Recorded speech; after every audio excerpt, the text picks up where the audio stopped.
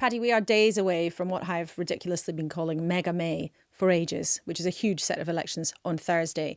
So you might, at this moment in the news cycle, expect that all we would be talking about is the particular ward of a particular council where some controversy has meant that a particular councillor might not win his seat. However, due to the terrible events of the week and the attack on Jewish men in a North London suburb, all eyes politically have been on hatred and racism against Jewish people, otherwise known as antisemitism. Yes, the stabbing of two men in the street. And then words matter. We know this increasingly because people believe things which are said which are not true. This is one of the problems in our democracy at the moment. So words matter. So when a political leader, happens to be Zach Polanski, reposted on X, a remark about the behaviour of the police, the suspect and everything else, he had to apologise because stepping into the public arena without briefing yourself at the moment is really not the actions of a leader, says the Prime Minister. And says the boss of the Met Police, the most senior cop in the country, who did a very unusual thing. He put a letter in public to Zach Polanski, essentially really slapping him down hard for criticising the behaviour of his officers who, as the Met believe, put themselves into the line of danger to try to stop this attacker who's now facing charges doing any more harm. So we had a terrible event happening in a Jewish community. There was then a terrible political row in the aftermath of that. And we'll get into that, but also hear the first-hand experiences of some young Jewish people on this Saturday's edition of Newscast. Hello, it's Paddy in the studio. And it's Laura in the studio. And in a few minutes, we'll speak to Judith Moritz, one of our special correspondents at the BBC. Judith has been busy speaking to Jewish people in the community over a long period of time and also, of course, covered the synagogue attack in Manchester back in the autumn. Because one of the horrors of this story, Paddy, is it is familiar now in Britain in the 2020s that there is an attack on the Jewish community like this. We don't say that there's to the exclusion of any other community. Many other communities also face discrimination and hatred in many other ways, but the political discussion has burst into life around the specifics of anti-Semitism in the United Kingdom because of this particular attack just a couple of days ago. So it was in North London in a place called Golders Green, and two Jewish men were stabbed. Essa Suleiman is accused of attacking them and another man who he knew in South London. He's been charged with attempted murder. So then there's the issue you reported from in Manchester. That's right, the Heaton Park synagogue attack back in the autumn, which by chance was happening just as the Conservatives were starting their party conference then. And then people were actually killed in that attack at Heaton Park. Since then, there's been a whole pattern of attacks. There was an arson attack recently on ambulances, also in North London, also in Golders Green. There was a firebomb attempted on a synagogue in Kenton, also in North London. And also, if you don't know London, if you've never been to Golders Green, somewhere like Golders Green or Stamford Hill, you go there and it's very clear that you're in a Jewish community. People of all sorts of other faiths live there, but it's very clear, just as it is actually around Heaton Park Synagogue in Manchester, that you're in a Jewish community with lots of Orthodox families in the Jewish traditional dress going about their business. So these are communities that are very well known and very easily identifiable as places that Jewish families have made their home for decades and decades. Abroad, there was an attack at a Jewish holiday on Bondi Beach, the famed beauty spot in Australia. And what lies at the heart of it is an argument over when people take their hatred for the actions of the Israeli state to a read across to behave against Jews. That's the kind of starting point for the problems, because people who feel desperately angry at the actions of Benjamin Netanyahu are many and multiple, and some of them live in Israel. Some of them are Jewish people. So the big error, the big crime is the read across to attack Jewish people in Britain, assuming you know what they think, assuming you know their political views, because they are Jewish.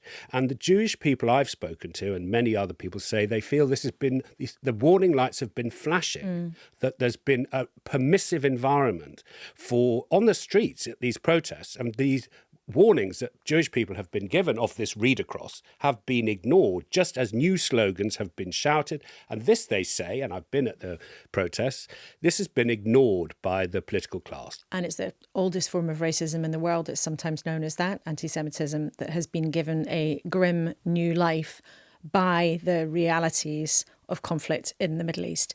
And one of the reasons, because of this spike in anti-Semitism, the BBC's been looking at it very carefully. So let's bring in Judith, who's made a panorama, a whole documentary about what's happened to the Jewish community, which went out and was put together before this latest attack. So Judith, thank you so much indeed for joining us this afternoon. No problem. Now, you have been talking to Jewish people about this and the rise in anti-Semitism over many months. If people haven't seen your panorama, they should definitely go to the iPlayer and watch it. But what is at the front of your mind, having spent really some time delving into this issue? I think, the fact that you just called it the oldest hatred, that when we made the programme, we were looking at all of the ways in which anti-Semitism resurfaces, it's reborn, it mutates, all of the tropes, all of the stereotypes which have always been there, for generations. It doesn't take a lot for them to come back. So, as you say, quite rightly, certainly since the 7th of October, 2023, when the situation in the Middle East escalated with the Hamas attack and the Israeli response, there has been a spike, a continued spike, we know, in the number of anti-Semitic incidents in the UK. But when we looked at what they consist of, on the streets, in extreme examples that we all know about, these attacks you've just listed, but plenty of other examples of what was described to me as ambient anti-Semitism, people talking about being spat at or shouted at or targeted because they're wearing a kippah, a skull cap, relatively low level, but very upsetting everyday experiences for plenty of people. That has been at a peak since October 23 as well. And the other thing is, we looked online and it doesn't take more than, a few seconds to pick up when you look for this stuff. An incredible number of these tropes, the old stereotypes, Jews being wealthy, Jews controlling the banks, the media, Holocaust denial, all of that gets wrapped up as well. It's omnidirectional, this. It comes from the left, from the right, and it never goes away. But I think what we're looking at the moment is a real moment in Britain. I think lastly, I should just say, everybody I've spoken to in the community has said, this is not a surprise to us. We've been watching this happen, certainly over the last couple of years, but actually over a generation, security has been tightened. You go into synagogues, you go to Jewish schools, the fencing, the CCTV, the security guards, that's not a brand new thing. That's something that's been happening almost like mission creep over, I would say, 15, 20 years or more. And it's become normal, actually, for members of the Jewish community. That's what they live with. And I remember being in the Heaton Park area after that attack, something we talked about, actually, didn't we, Paddy, at that time? 3 little boys who'd come that morning to see what had happened, and they were curious in their community. There were police milling around, there were politicians turning up. Kemi Badenoch turned up, Andy Burnham, the Mayor of Greater Manchester, turned up. And I was talking to these 3 little boys, and they were all telling me that every day on their way to school, they got shouted at.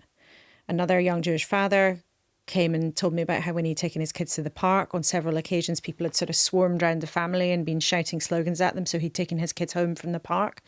So that, Judith, you talk about that ambient anti-Semitism, but that is everyday experiences for people trying to just live normal lives, for children, for families. This is not just about leaders or buildings or religious leaders. These are British people in this country who are living with regular abuse. Some of it dangerous. We see these real dangers on the streets now, much of it unpleasant, but that kind of background noise to Jewish life in the UK has become normalised in many ways. And Paddy, you this morning, as you told us, you were at a Jewish event in North London. Yes, I went behind a very high fence. Well, I went through the gate. I was allowed in, just to Judith's point. And based on your reporting from Manchester, I wanted to speak to teenagers. They're between 12 and 16. And one little girl, I think she's 13, told me that what she would really like most is that when you hear something that is rude or borderline anti-Semitic in public, you would stand by and say, you can't say that, that's rude, you should apologise, don't say that. She would like to see more support. All of those teenagers said the events are scary. What we really want you to hear is the determined optimism of these young British people. And we often talk, don't we, about what does a younger newscaster think? So we've just laid out the worst of what's happening. But I hope you'll hear here, these are young British people who are confident about how it could work here, and they're proud of their country. They happen to be Jewish, and they've got things to say. So here's a little bit of what happened when I spoke to teenagers at Finchley Progressive Synagogue. Right, so here we go round. Can I ask who's the youngest here? You're the youngest. So what ages do we have here? 12.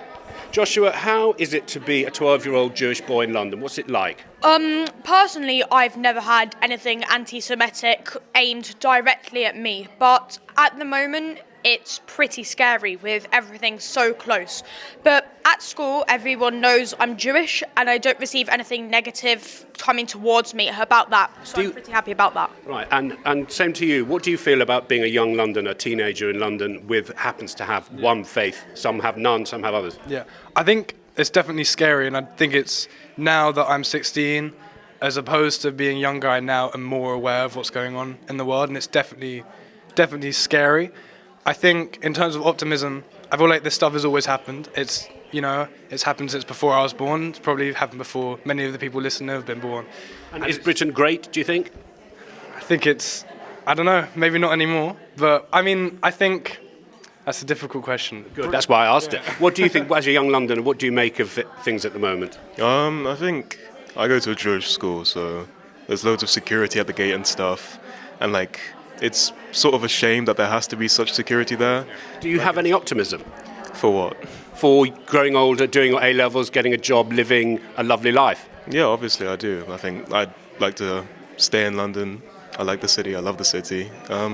So an awful attack like this, you still love the city? Yeah, I do. I think it's great. Yeah, I mean, I agree. I think London's probably the best city in the world. I tell all my friends that. And even this has happened, and you find it a bit scary? Yeah, I think it happens all over the world, and I think it's a shame that it happens all over the world. But it is just one of those things that I've been taught as a young Jewish person that it just happens. What's the best thing about your life being 12? What's the thing you love doing? I'm quite creative, so I like playing hockey and kind of drawing and stuff like that. Yeah. Do you mostly think about drawing and hockey rather than the news about what's going wrong? I feel like thinking about the news all the time would just make me a bit depressed. I need to take your tip. Yeah, and it would kind of not make me enjoy life as much as usual. And hello, same question to you. You're our only teenage girl in the room. Can you remind me how old you are and what do you think of the events at the moment?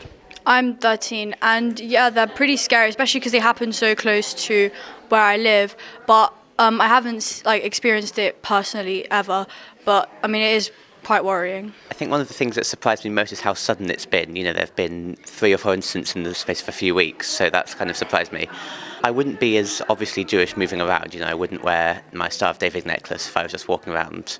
But apart from that, I wouldn't I wouldn't say I wasn't Jewish, you know. So do you feel that's a shame? Yes, it would be nice to be able to express who I am more, but it's not affecting my life in a large way that I'm thinking about all the time. You know, it's really interesting and look, it's great, isn't it, to hear Jewish kids saying we've not experienced this.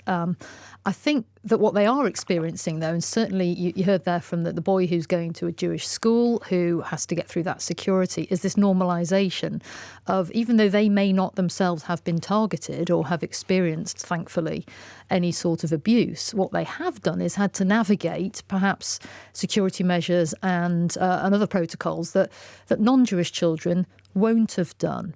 Now, that, of course, doesn't apply to everybody. There are plenty of Jewish people in the UK who haven't experienced anti-Semitism. I think that the more overt you are, the more you display signs of your Jewish faith and culture, perhaps, in the area you may be in, the more likely one might think you may be to experience it. And because you spoke to one adult man, didn't you, who hides something very important about himself?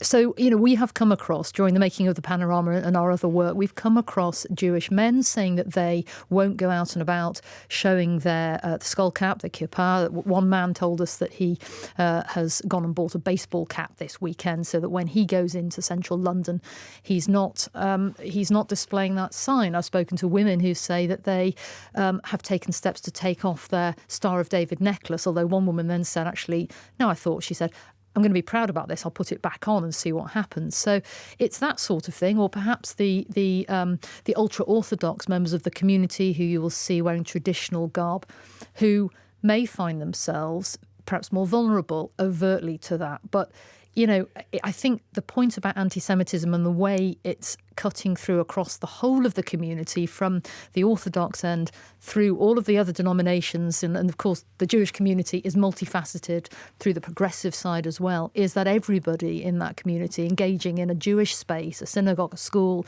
perhaps going into a kosher shop, they will see the protective measures which are now in place as standard. And that's standard. And there are, sadly, Judith, there are Jewish people who talk now about leaving the UK.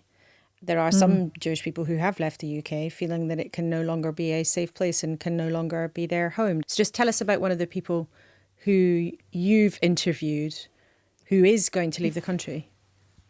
Yeah, we've come across a few, actually. I mean, in fact, there's a chap I spoke to on Thursday this week who literally, I went round to his house and the for sale sign was on the front drive, and he was packing up his last bits. Richard Manville, who told me in Manchester, he lives down the road from Heaton Park Synagogue, and he's leaving the country because he cannot cope, he said, with any more anti-Semitism. He's moving to Israel. Now, that is a decision clearly which didn't happen this week in the wake of Golders Green. But I asked him what had caused him to put the house on the market and make that choice, and he said it's a drip effect since the 7th of October 23, when he really felt tensions increase and the amount of anti-Semitism increase. Life became harder. He lives down the road from Heaton Park Synagogue. He has friends who were sadly caught up in that attack. It felt very close to home.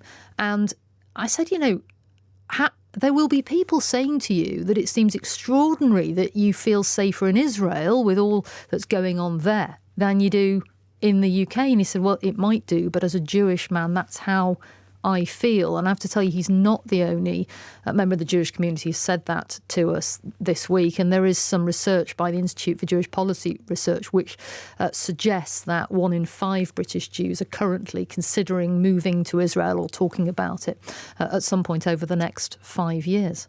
The thing that's happened in the last couple of days, though, because of the attack, is that it has become an intensely political issue. So we've talked about what it's like in the community, and it's been really valuable to hear those voices that you spoke to this morning, Paddy, and also Judith, all the conversations that you've had in the last few months. The political question on this issue has been for quite some time what to do about the marches, what to do about the many thousands of people who've gone into our city centres to demonstrate about their strong feelings about what is happening in Gaza. And how many politicians and many people, particularly but not exclusively in the Jewish community, think that there are elements who have used those marches to express anti-Semitism. They've been talked about as an incubator for Jewish hatred rather than just a purely peaceful way of demonstrating against the actions of Netanyahu's government. All of that has led the Prime Minister himself to come out and say, I think with more punch and more clarity than he's said before, that in his view, actually what happens at some of those marches is completely intolerable. There are particular things at those marches that are chanted that should lead to be people being prosecuted. And he told our colleagues at the Today programme late yesterday in an interview that was played this morning that actually, in his view, perhaps some of those marches actually should not be allowed to go ahead. I don't want to get involved in operational policing, but I think when you hear some of those chants, globalise the Intifada would be the one that I would pick out, then clearly there should be tougher action in relation to that. Now, that's not a discussion that has only been had this week in response to this awful incident. That is a discussion we've been having with the police for some time. In relation to the repeated nature of the marches, many people in the Jewish community have said to me, it's the repeat nature, it's the cumulative effect. Now, I accept that, which is why we intend to deal with cumulative effects. We are having a moratorium, because there's been a call, as you know, from your independent advisor on terrorism, Jonathan Hall. He says it's time for a moratorium on protests. I think it's time to look across the board at protests and the cumulative effect. I think it's time for, I would say, some people protesting to just reflect on what the Jewish community is going through and the overall impact that this is having. It's really interesting to hear that, because after the Heaton Park attack, there was a call that weekend from the Prime Minister and the Home Secretary and other political leaders just to say to people, think again about going along to this. We understand if you have deeply held feelings against what Netanyahu's government is doing, but think again, listen, understand what's happening in the Jewish community, and understand that there may be people as in part of this movement who are expressing something that is different to what you are expressing. But frankly, this whole thing has been very, very difficult for the government, not least because there are very strong feelings on the left about what Netanyahu does. There are very strong feelings on the left, and have been for a long time, about how important it is to recognise Palestine. That's something that this government did. But in terms of handling this issue of how you protest in such a charged environment, it's been very, very difficult for them indeed. There's no question about that, particularly with the Labour Party's recent history of what happened under Jeremy Corbyn's leadership, which, you know, is now going back a decade. But there's a very painful episode where, for a long time, many people in the Labour Party and outside the Labour Party felt very strongly that anti-Semitism was quietly tolerated or not dealt with firmly enough, and that people who cared very, very much, very deeply about standing up for Palestinian rights were sometimes willing to look the other way when it came to people expressing, frankly, very unsavoury and downright offensive views about Jewish people. Now, without relitigating those whole years and years that went on around that issue under Jeremy Corbyn's leadership, that whole clash and quandary for political leaders is right back under our noses again. And it's played out in the last couple of days, not this time between Jeremy Corbyn and his political opponents, but between Keir Starmer and Zach Polanski, who now, of course, is the leader of the Greens in England and Wales.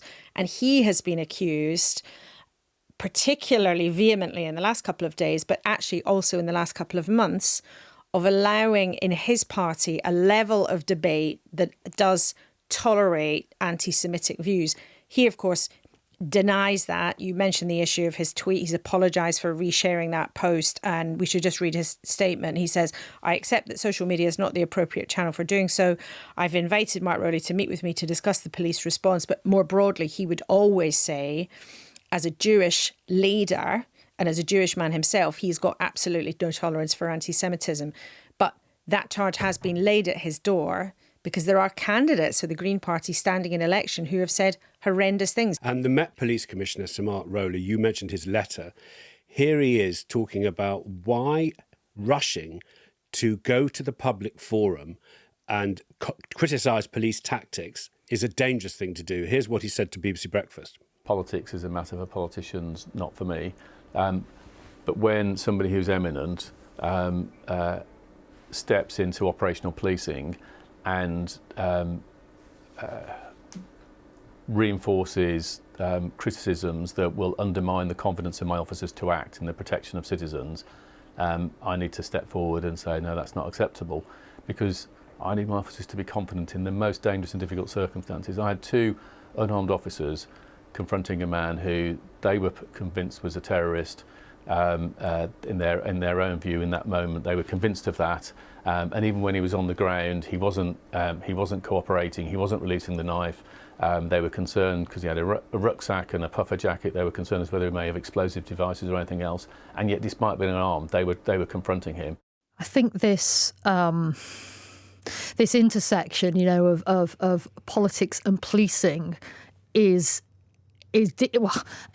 uncomfortable on all fronts, but it's not new, is it? I mean, I'm reminded of that moment in the wake of Heaton Park when Sir Mark Rowley stood next to the Chief Constable of Greater Manchester Police, Sir Stephen Watson, and said at that point that current laws are inadequate to deal with the public order policing in this sphere. Now, obviously what happened at Golders Green this week is not part of public order policing, but the opinions of those two senior officers have been for a long time that they don't have the tools to deal with the issues, or many of the issues which are finding at the moment so much prominence. And actually, you know, when I've looked at the legislation, the range of different kinds of legislation they're having to deal with to tackle racial and religious hate crime, Public Order Act, the Crime and Disorder Act, the Criminal Justice Act, the Racial and Religious Hatred Act, you know, there's a range of it. Now, this is one of the things that Lord MacDonald, is currently reviewing for the government.